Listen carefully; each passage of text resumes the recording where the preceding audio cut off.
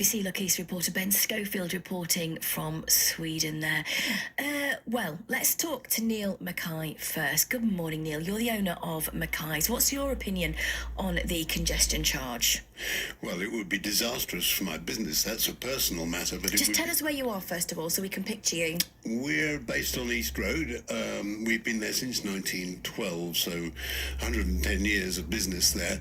We deal with awkward, large, heavy items, metals, machinery, etc. People seem to like us. They've been trading with us since 1912, and we set up our business on the theory of make ourselves useful, and business will come. And basically, that's what's happened. But this congestion charge would be a disaster from our business point of view. But I'm setting that to one side for the moment. It would be a disaster for Cambridge as a whole, because independent businesses would be driven out, and you would be left with a retail desert of just the same shops you can find anywhere. What you want to encourage is entrepreneurial interest in developing businesses. At the moment, basically, we would be seen by the GCP as collateral damage, quite frankly, in their battle to introduce what is seen by the vast majority of people as a tax. What are you worried? So are you thinking that people just won't come into Cambridge to shop, and therefore independent stores just will be lost? People have been telling us that. My customers come in. I go out into the population, and I'm speaking to people. They are telling me they will just go elsewhere. People outside, and not only that, but business will be driven away, because say you're a tradesman, etc., and you're thinking, where am I going to go and get my materials from? I'm going to go to Mackay's in East Road and pay a £10 for a van, or if you're bringing a lorry, that's £50. Now, in Gothenburg, where Ben went, I noticed, in fact, that they have a flat rate. The lorries only are charged the same rate as a car. I did a lot of research on this last night. There's a flat rate, is relatively reasonable. The Gothenburg is a massive city. I've looked it up. It's got an area of 447 square kilometres. Cambridge is 40.7. It's a small city. And not only that, but in Gothenburg, they have concentrated their congestion charge zone on the centre, not the whole of the city, which is what they're proposing for Cambridge. In 2014, they held a referendum. 60% of the people in Gothenburg voted to do away with it, and that was after it had been introduced. So what do you want to find out from the debate tonight? What questions do you have?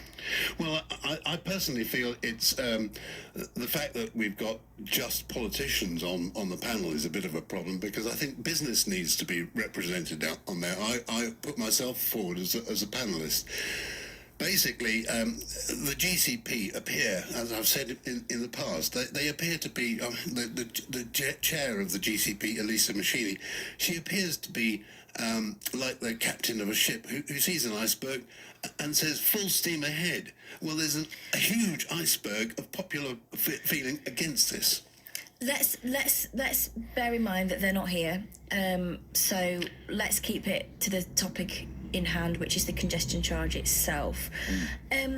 What would your preferred option be? Would it be no congestion charge or an alteration? Like, do you have any sympathy, understanding of the fact that it's a very busy city, and to charge people to come in would help the long-term climate crisis, as well as many other things that people are in support of it for? Well, I'm not a naysayer. Yes, there are occasionally times when there are problems with congestion, but that generally happens at the peak periods, especially at the school run time.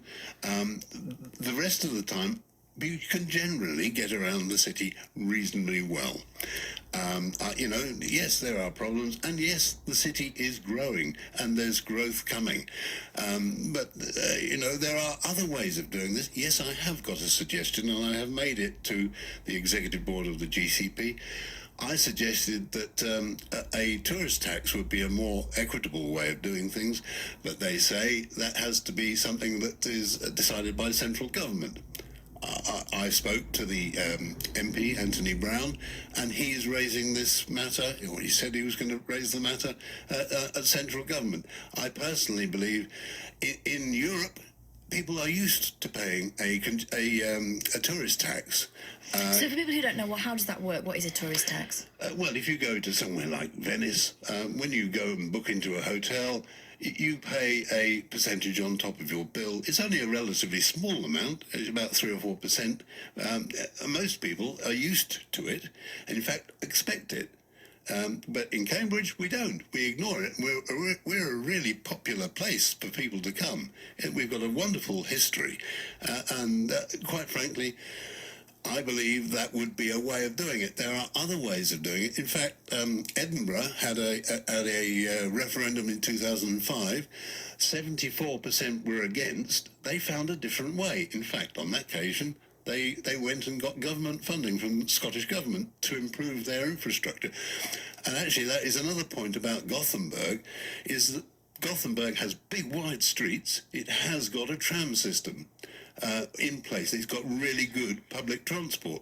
Cambridge hasn't got that, and our city streets are not designed to take it. Neil, thank you. I want to make sure that everyone has a fair amount of time. Neil Mackay there, the owner of Mackay's, obviously against the congestion charge, or the proposed congestion charge. Councillor Naomi Bennett is from the Cambridge Green Party. Welcome, Councillor Naomi. Thank you for joining us. What's the Green Party's view on the sustainable travel zone? Do you agree? Does your party agree with the proposed congestion charge? No, it doesn't. The party is split on it. So I can only give you my personal opinion, which is that I would